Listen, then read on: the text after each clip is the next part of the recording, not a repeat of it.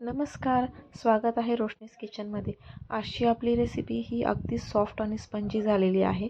ती म्हणजे इडलीची रेसिपी.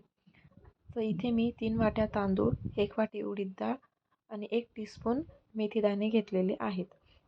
आता इथे हे मी सगळं स्वच्छ पाण्याने 4 ते 5 वेळा वॉश करून 8 ते 9 तास भिजत ठेवले होते. त्याच्यानंतर तुम्ही बघू शकता आपले जे तांदूळ डाळ आहेत ते एकदम छान भिजले आहेत. तर इथे मी ते मिक्सर जारमध्ये टाकून त्याचे एक छान फाईन पेस्ट करून घेणार आहे. पेस्ट करताना याच्यात थोडंसं पाणी पण आपण ॲड करायचं आहे. त्याने पेस्ट छान बारीक होते. अशा पद्धतीने आपल्याला पेस्ट करायची आहे. त्यानंतर ही सगळी पेस्ट जी आपण दळली आहे ती एका पातेल्यात आपल्याला काढून घ्यायची आहे.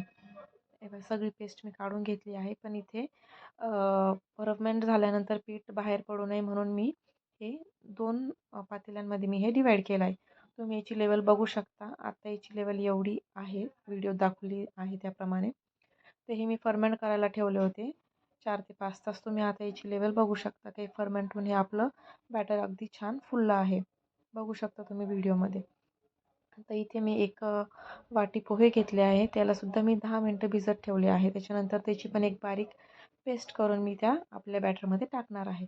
इथं चटणी बनवण्यासाठी मी पॅनमध्ये शेंगदाणे गरम केले होते. त्याच्यानंतर त्याच पॅनमध्ये मी 2 टेबलस्पून ऑइल ॲड करून 1 चमचा उडीद डाळ, चणा डाळ ॲड केलं आहे. त्याच्यानंतर एक छोट्या साईजचा कांदा, मिरची, 3 लाल सुक्या मिरच्या आणि चिंच टाकून आपल्याला हे सगळं मिक्सरमध्ये ग्राइंड करायचं आहे.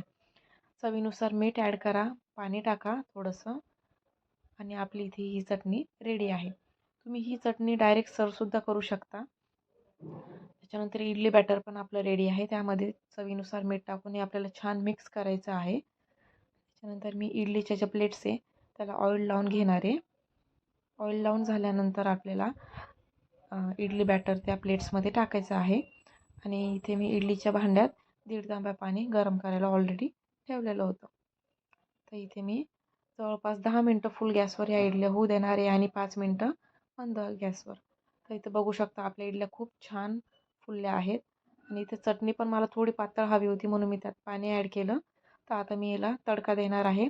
तडका देण्यासाठी तडका पॅनमध्ये थोडंसं तेल, मोहरी, कढीपत्ता आणि एक लाल सुकी मिरची टाकून आपला तडका पण दिला आहे. आपली चटणी खूप छान रेडी झाली आहे. तुम्ही बघू शकता आपल्या इडली एकदम सॉफ्ट स्पंजी झाल्या आहे. सो लाईक करा, शेअर करा आणि कमेंट देखील